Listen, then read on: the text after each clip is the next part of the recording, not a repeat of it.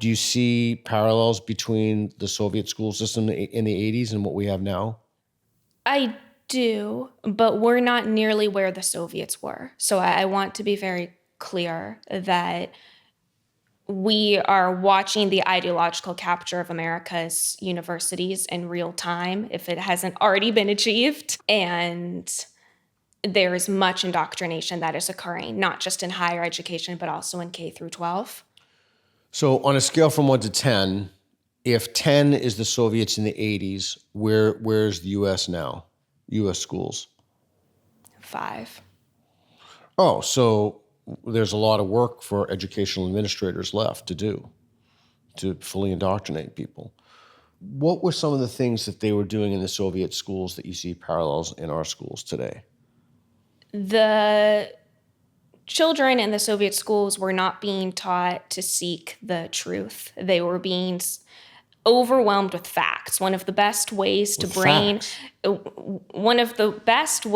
brainwash a population is to just inundate them with little bits of information while connecting it, or either not connecting it or using it to support thematic lies, if that makes sense. Yeah. So the Soviets wanted to liquidate illiteracy. So from the very beginning, part of Lenin's project was that he wanted to make sure his entire population could read so that he could throw a lot of facts about Marxism at the population, and he could indoctrinate them to be good little Marxists, excited about creating Red Utopia. He overwhelmed them with information, but this information was in pursuit of a project which was itself a lie, which could never possibly succeed, and led to the deaths of millions.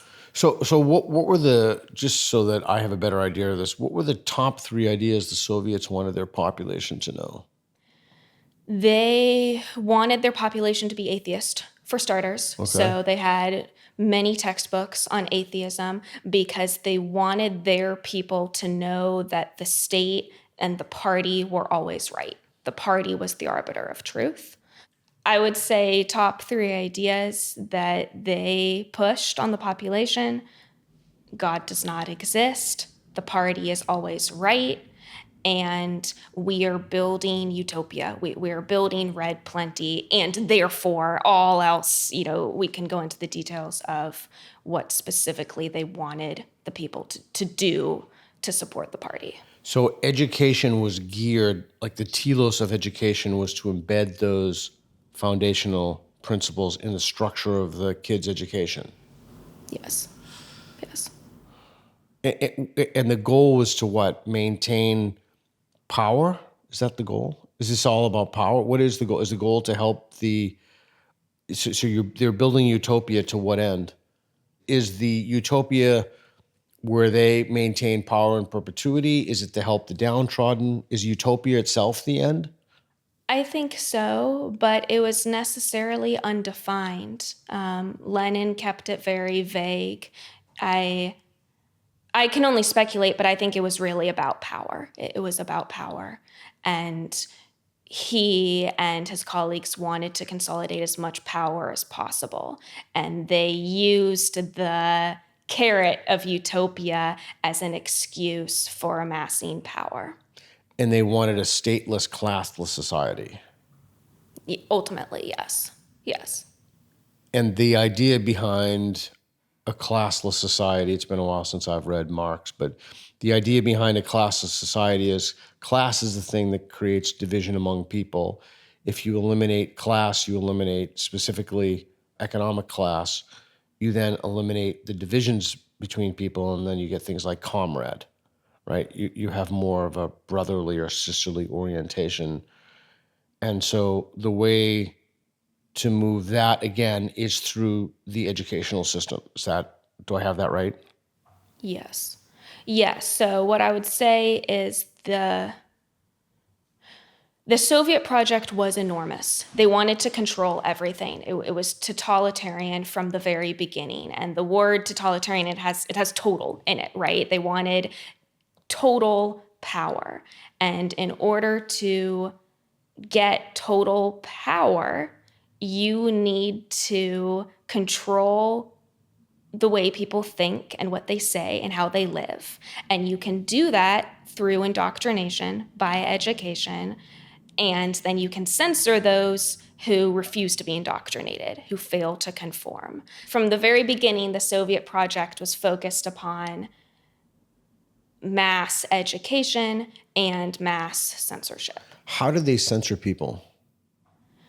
They took control of all of the publishing houses, and they even controlled the allocation of paper at one point. Yevgeny interesting. Semyatin is one of my favorite writers. I don't know if you've ever Who read is his it? work. Yevgeny Semyatin. He wrote a dystopia called We, which very much foreshadowed Orwell's Brave New World, Orwell's 1984, and Huxley's Brave New World.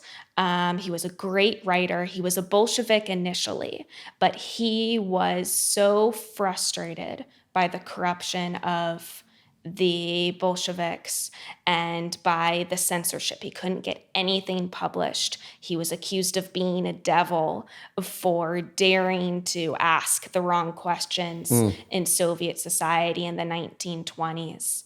He ultimately wrote to Joseph Stalin and said that to live under such extreme censorship and cancel culture, what he called devil spitting was today's cancel culture. Oh, interesting.